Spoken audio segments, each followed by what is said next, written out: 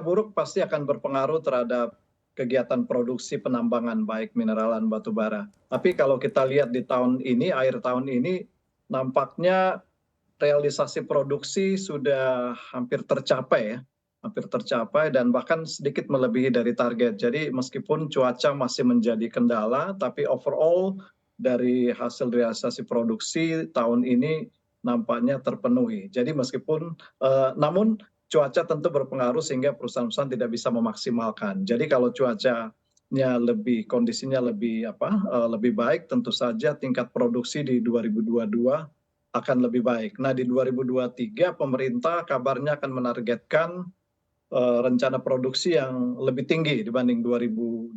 Nah, ini kita akan mencermati bagaimana pengaruh cuaca terhadap produksi di tahun 2023. Jadi kita akan melihat bagaimana perkembangan produksi yang dipengaruhi oleh cuaca. Oke, Tapi pasti tapi akan kalau berpengaruh. dari segi puncak produksi biasanya terjadi pada bulan-bulan kapan sih, Pak Hendra?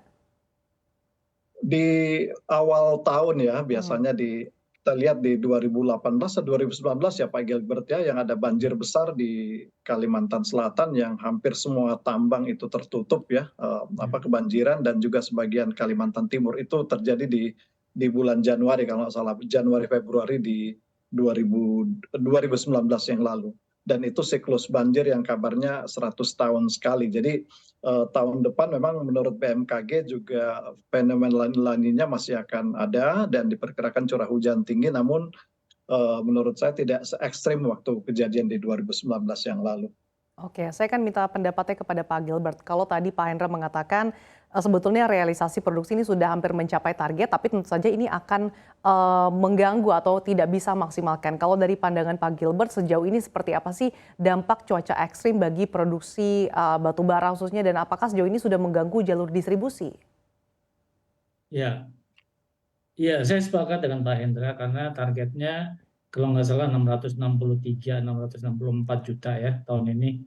Kita sekarang udah 666, jadi udah lebih daripada target. Jadi kalau kita bicara umum Indonesia itu udah aman, Bu. Tapi memang tahun 2022 ini curah hujannya memang sangat ekstrim ya. Jadi itu di Kalimantan Timur terutama ya, itu hujan terus-terusan itu.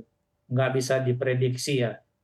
Tapi saya pikir teman-teman tambang udah punya pengalaman dan belajar banyak. Mereka antisipasinya juga saya secara rutin mengunjungi teman-teman di tambang. Mereka antisipasinya udah cukup baik, Bu. Hmm. Jadi pompa-pompa disiapin. Kita tahu kalau hujannya deras banget itu kan tambangnya pitnya kan sampai banjir kan. Nah, mereka udah siapkan pompa-pompa. Kemudian juga kalau hujan kan kita berhenti, Bu, nggak boleh nambang, semuanya berhenti. Nah, untuk startnya lagi itu teman-teman di sana udah jauh lebih cepat sekarang.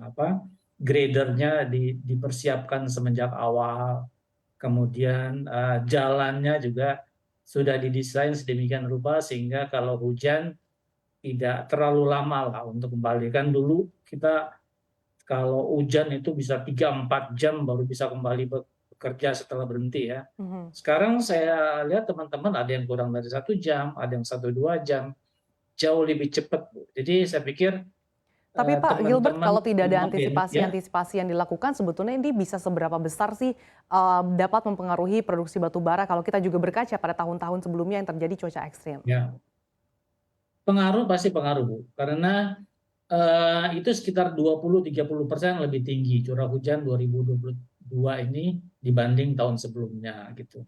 Bahkan ada beberapa tambang yang produksinya tidak tercapai. Tapi kita tahu kan karena harga tinggi, jadi teman-teman yang sebelumnya keberatan melakukan eksplorasi, sekarang mereka eksplorasi lagi besar-besaran karena mumpung duitnya lagi cukup, kemudian mereka eksplorasi sehingga pilihan-pilihan untuk membuka pit-pit baru itu jauh lebih luas gitu. Jadi nggak seperti dulu lah. Kalau hujan kita sangat terpengaruh. Ini memang terpengaruh, tapi tidak terlalu besar lah. Karena kita udah banyak belajar banyak, terutama di Indonesia ya. Teman-teman ini nambang kan musuhnya air, Bu. Mhm. Jadi kita harus membiasakan diri dan harus mensiasati lah bagaimana kalau hujannya ekstrim, kita produksi masih tetap harus berjalan dengan lancar. Kecuali yang Ibu bilang tadi, yang ada saya baca juga ada tongkang kandas, itu di cuaca di laut ya, itu memang susah di